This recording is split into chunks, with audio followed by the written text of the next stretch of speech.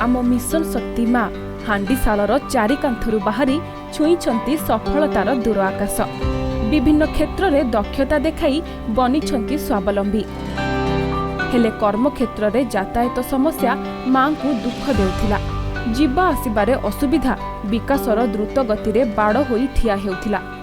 हेले एबे आउ सेमिति हेबनी, कारण मां को गति रे शक्ति भरी प्रगतिर नुआ अध्याय लिखिछंती मान्यवर मुख्यमंत्री श्री नवीन पट्टनायक।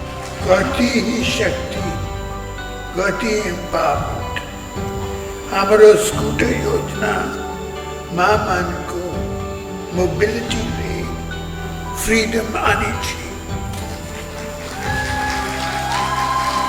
मां को पाई आरंभ होईची मिशन शक्ति स्कूटर योजना।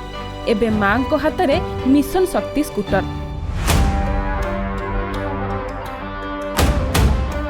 प्रति स्थान को सहजरे सुविधारे और सठिक समय रे जिबा आसिबा करिबाकू मिलिछि बळ।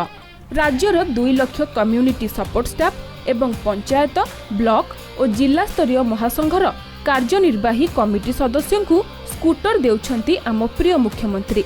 एथिपाई बिना सुधरे मिलुछि 1 लाख टंकार ऋण।